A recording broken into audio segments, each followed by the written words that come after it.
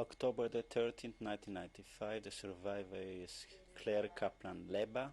Deborah K. Interview, Los Angeles, California, USA. It will be in English.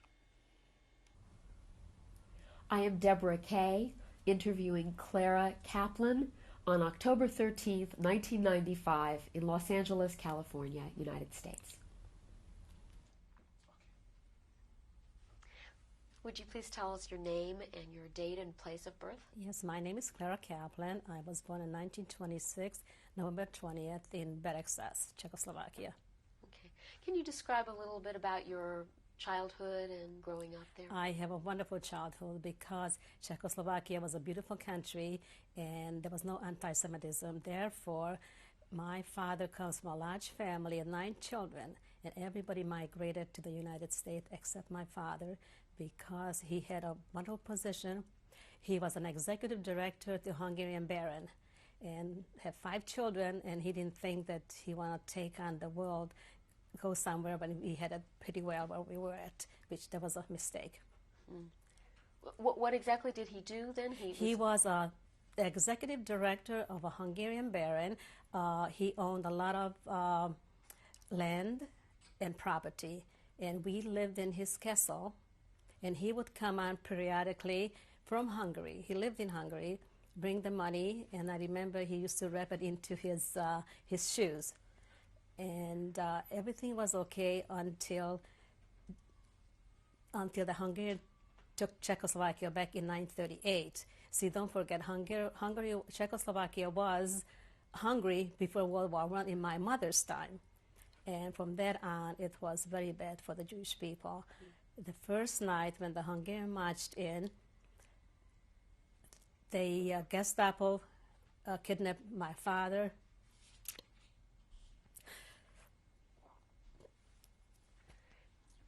My mother and my older sister. And we little girls woke up in the morning and we didn't know where they were. So that we heard from the officers who stayed in our house. We had a very lovely home that they housed Hungarian officers. And they told us that my parents were taken in the next town. So fortunately, that town, they knew us very well because my father, the people worked in our fields, so they know who he was. So they came there with blankets and foods and all kind of things, and they said, if you're gonna hurt this family, we're gonna be very upset. You cannot touch his family. So sure enough, my mother stayed there for maybe 10 days. My oldest sister stayed there for 2 weeks, and my father stayed there for about 3 weeks. But what happened is that my oldest sister, she was 18 years old, and there was a Hungarian Gestapo who took a liking to her, and secretly he corresponded with her and kept us from 1938 to 1944 that my father didn't have to go to a labor camp.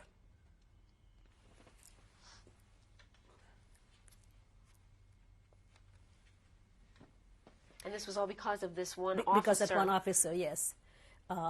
He tried everything. He tried his best. He told us that he could save us if we would separate. But my father didn't want to know from that. And then they took us to the ghetto in 1944, right after Passover in April. Mm-hmm. My oldest sister, she didn't go to the ghetto. She escaped and went to Budapest. And she was corresponding with this gentleman. And he promised her that he's going to do something. But by that time it was impossible because Hitler was all around. Hungary was the last country that Hitler occupied.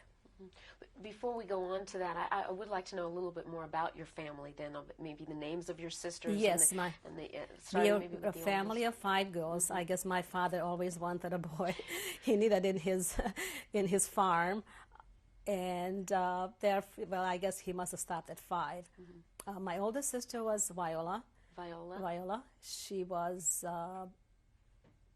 18 years old at the time that the Hungarian came in. Uh-huh. And then the second sister is Hetty. Hetty was maybe 15. Mm-hmm. And I'm third in line. My name is Clara, and I was 11. Then Kathleen, she was 10, and then I had a younger sister. She was 7, Judith. Judith. And your last name was your maiden name? Leba. Leba.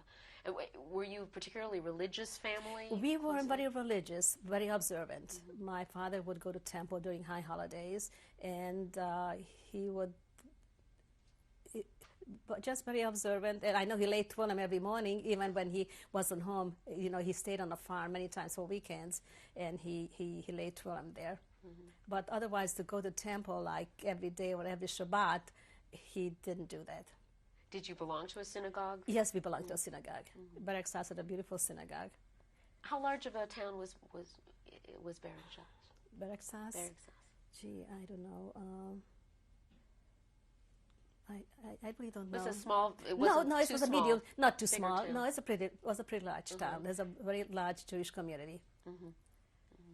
And so you say there wasn't really any anti-Semitism that you experienced? Not during Czechoslovakia. Right, before you were 12. Before, right. You went to school with non-Jewish children and there were no problems? Right. And the problem was started when the Hungarian came in 1938. Okay.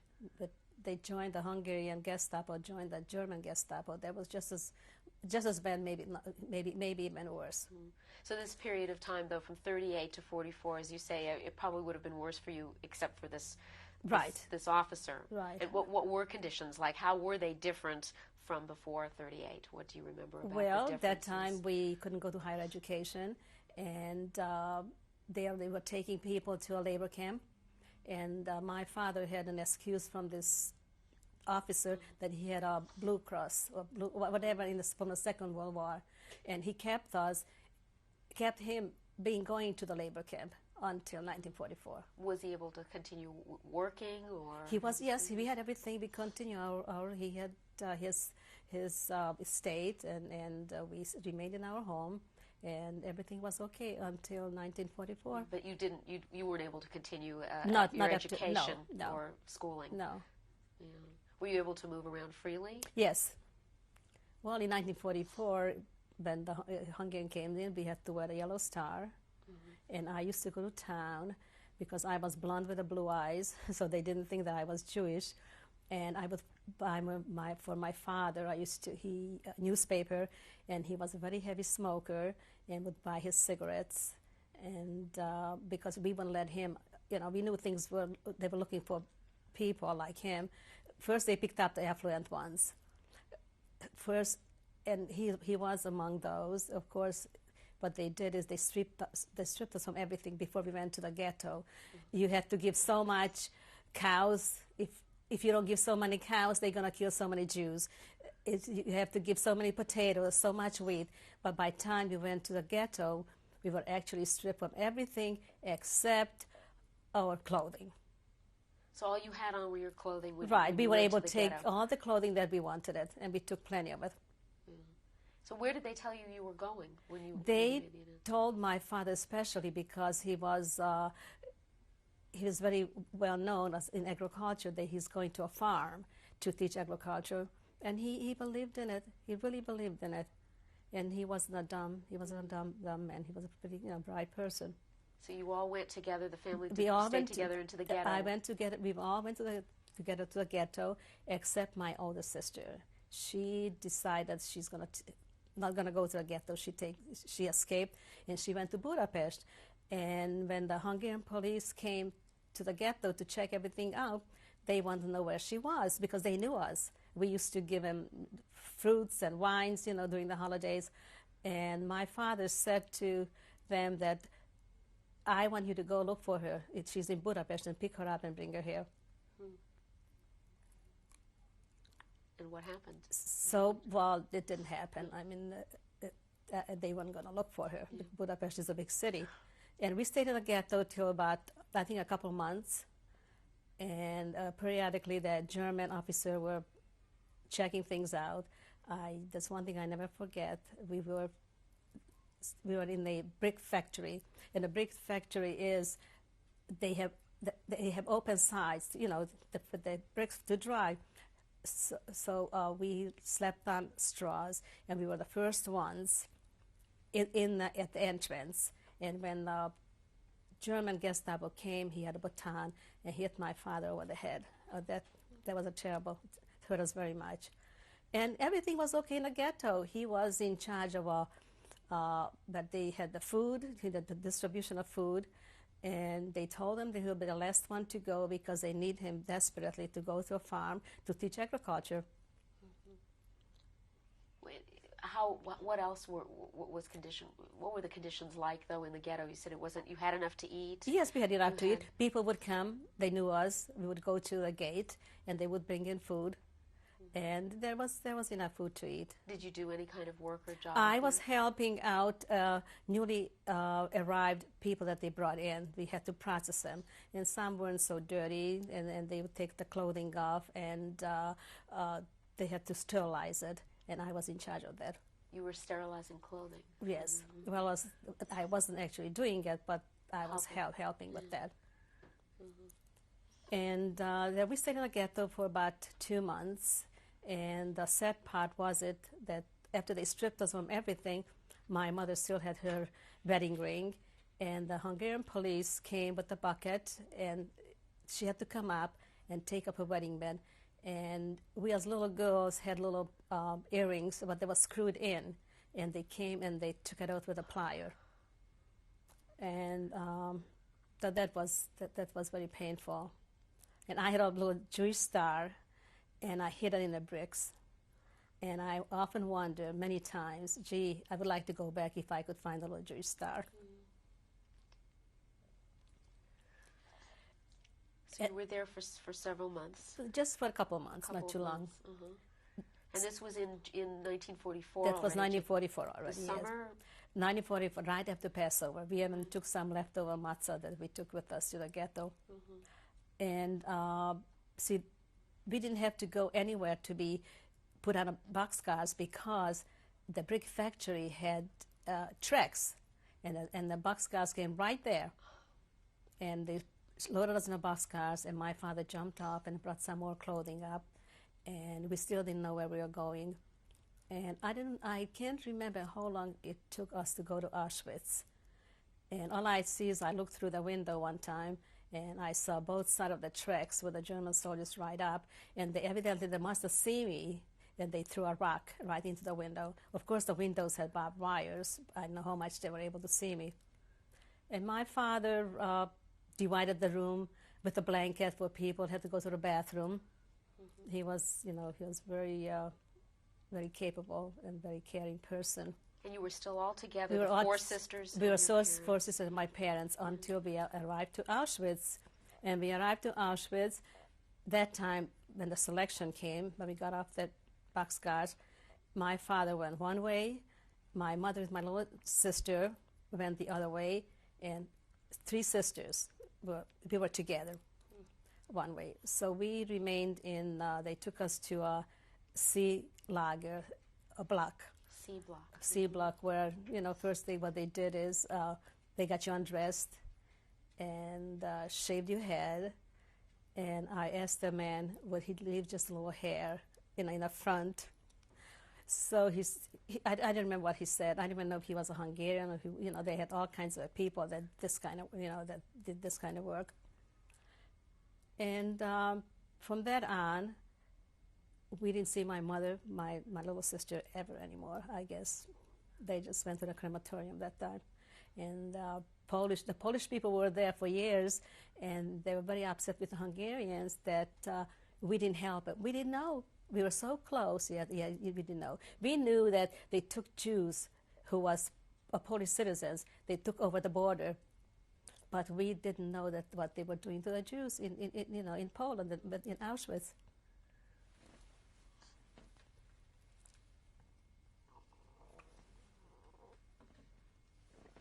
Then we remained three sisters together, and there were selections all the time.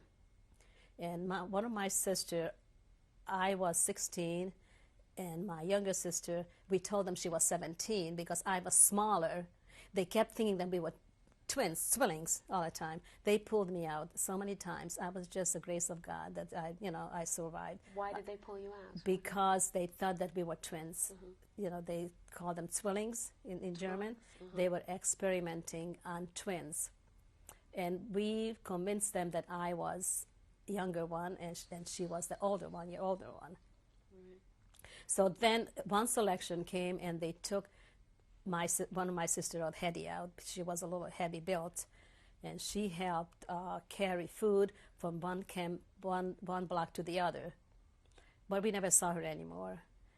And what can I tell you about Auschwitz? Well, I was going to ask you, what were the selections like? Well, the selections were like you had to get up undressed, all the time undressed, in 5 in a row. And they just put, the point of the finger, this way, that way, so you didn't know which way you were going. But if you have a nice build, you have a nice body and a nice face, I guess you went to the right place, but you didn't know about it. So when they took her away from us, she was fighting it, and SS lady stepped on her back. And she was just very, very upset. She didn't want to leave us. She didn't want to go. And then many times things were so terrible that we talked about we'll touch the electric fence and get it over with. But we thought when we're a big family, maybe somebody will survive. So we were sort of, live by day, we're hoping for better. And on the bunk beds, we had 3 layers of bunk beds. We were on the top, and there was 10 to 12 people were able to sit. You couldn't sleep on each bunk bed. No blankets, no nothing. But this was still summertime, was okay. Fortunately, there was a selection again, and myself and my younger sister were picked out, and they took us to a bomb factory in Germany, in Lüberstadt, I think was the name of the city. Lüberstadt. Right. It's near Bremen. Of course, we didn't see anything. The factory was in a forest. It was camouflaged with pine trees, and we had to walk there every morning. I was fortunate that they put me to work inside in a factory. So at first, I was putting cylinders in a bomb, and they found out that I was Jewish. They called you Häftling. Häftling, yes. And then they looked at me all over and says they didn't look like I was a German girl. So they put me to paint little rings on the bomb, because that's when once they put the cylinder in, that was the last thing that they, they screwed this little ring on over the bomb. But before you continue about what happened to you there, I wondered if there was anything else you wanted to add about being in Auschwitz. And you were there from the summer for quite a few months. Well, how long? Lucky, we just only back for about 3 or 4 months. 3 or 4 months. 3 or 4 months. But right. the food was. Did you receive a number? No, I didn't, because that particular block, they always were selecting somebody. My older sister has a number because she was, she has a working number. But they needed somebody that select, and they shipped us out right away to this bomb factory. So they didn't have time. So it was a constant process. And right. You didn't have time to tattoo us. Well, the conditions were terrible. The food. You had to hold your nose not to smell. That's the only way you were able to eat the food. And what did it taste like? It tastes like sand and grass. And my older sister always, I always wanted to give up. She used to pinch me I should be so pale. And always started to encourage me, you just have to keep on being strong and hopeful to see what happens. Did you have any work you were doing there, or in Auschwitz? Always, in Auschwitz, always just waiting? I didn't have any work. Only people had work or whatever they were selected for that they took. Then we never saw them again. They would, never knew. They were selected for many different things. They selected girls to up in the front one time. They made an announcement. They're looking for blonde with blue eyes, and somebody says, "Please don't volunteer. Don't volunteer for anything." Because we heard later that those girls landed up for the German soldiers. And, then we went to this bomb factory. They put me out on the line again because I was too pale. And what happened? They put me back. And when we arrived, I fainted. I fainted right away. And they slapped me from one side to the other to try to revive me. And they give me a lighter job at times. They were sort of, I don't know, I must say, not that they favor me a little bit. Not a lot, but a little bit. I guess because I was blonde and blue eyes. So the times were that they told me I can go peel potatoes in the kitchen. I was pulled out so many times. When they pulled people out, they sent them back to Auschwitz. Because, you know, the sick ones, and they didn't look so good. We were in this camp in Lübestadt until 1944, April 1945. So from For 1 year. winter, so you were there for almost Right, for almost 1 year. almost a year. Almost a And year. what were conditions like in terms of the immediate supervisors? I mean, you had to work on these bombs, and it must have been difficult work. But how Well, were you treated by your immediate inside in the building, you were treated okay. The ones like my other sister worked on the outside. She had to carry the bomb, you know, to lift the bombs and things, which were and it was cold outside. There are no shoes. I don't know. The girls used to wrap blankets around them underneath the clothing. If they weren't cut, that was okay. But if you were cut, you got beat up because you had the blanket on. And the shoes, you just wrapped up your feet in all kinds of rags. Mm-hmm. And that's where I didn't have to do this, but because I worked on the inside. Mm-hmm. And in terms of the work, what kind of a day would it be? How long of a day? It's terrible. It was, the food was awful. In the morning, before we left, they gave us coffee, which was just a little water we used to wash our face with. And lunch was a little soup, a clear soup. Once in a while, you found a potato.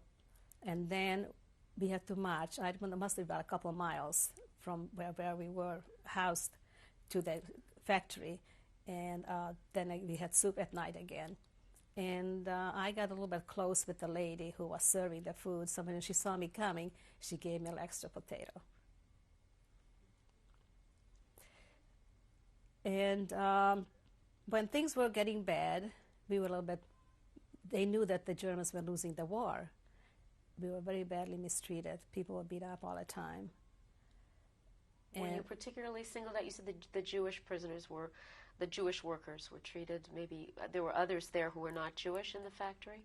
Yes, yeah. But we didn't know. Were you treated differently, or?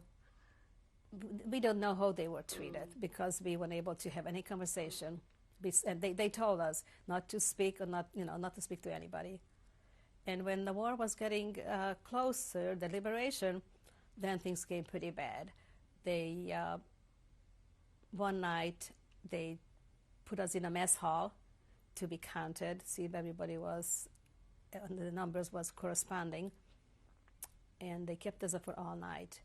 Then in the morning, we had to go again and march and put us on a boxcar. And from the boxcars, they took us to Lübeck on a ship. I remember it was still snowing, still winter, and kept us there for overnight. Supposedly, I don't know what was the purpose, they were going to sink the boat. Then they took us off the boat, and they took us back in the boxcars again. By that time, the British parachuters, they were shooting up and down. They had the machine guns on the top, and they were shooting at the parachuters, and the parachuters were shooting down. So they took us back on this train, and fortunately, a conductor got shot and killed. So they took us up from the train and took us in the field. In the field, we had to make a circle, and they still just didn't know what to do with us. And then after that, they took us to a forest, and they left us there overnight. They just disappeared. I remember we saw their uniforms and the insignia torn off, and they left us. And by that time, the British parachuters picked us up and took us to a villa in a seaport somewhere, which was very nice. And they tried to fatten us up a little bit and give us enough food. But the times didn't work out because a lot of people ate too much. It wasn't the right thing. A lot of people died. Oh, I forgot to mention in the forest, that my sister, Kathleen, she went into the town to beg for food. I couldn't go because I couldn't walk. I was very sick. And whatever they gave her, she ate. And she got very sick from that. She was touch and go. She was so sick. And the ones that we couldn't go, it was springtime. There is a tree was blooming and had beautiful flowering on it. And we tasted it and it was sweet. And we ate that. That's, in Hungarian, they call it akacfa. Now, what was the name of, you mentioned the place, Luberstadt, where the factory was. What was the name of the factory? Where you were making the it was Krupp. Yes. Krupp, K-R-U-P. Yes. Right, right. I remember the box, it said Krupp on it. Did you ever, anyone in your group or among the people you were with, resist or think of escaping during all of this? It sounds very confusing when they were taking you from place to place. They're all women. I don't know. There was nobody, and we weren't that strong anymore to run. And whatever is, everybody sort of, I just felt whatever is going to happen is going to happen. There was nothing, anything to do about it. And what happened then? The British took us to this seaport. And we took off all the curtains and bedspreads and made clothing out of it. And then we stayed there for till June.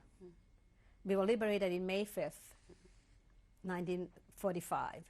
And we stayed there till June. And then they said that you can go home. So we decided to go home, to come home, not knowing that Ukraine and Russia still occupied the place that I come from. We came on the top of the trains either way, and the Russian soldiers were very mean. Didn't matter how the people looked. They thought that we owned them something because they liberated us. And then we came home, and my sister was liberated by the Russians in February 1945. Which sister was this? Was Viola, the oldest sister. The oldest. The one that was in Budapest. And she came home, and she got the house back, a few belongings, and but there was no future for us to stay there. And the Russian soldiers came, and the officers, I'm going to take you to Moscow. You know, you're nice-looking girls, we get sons, but we didn't fall for it, thank God. Did all the sisters? Well, not one sister. One sister was in Bergen-Belsen, and we didn't know from her.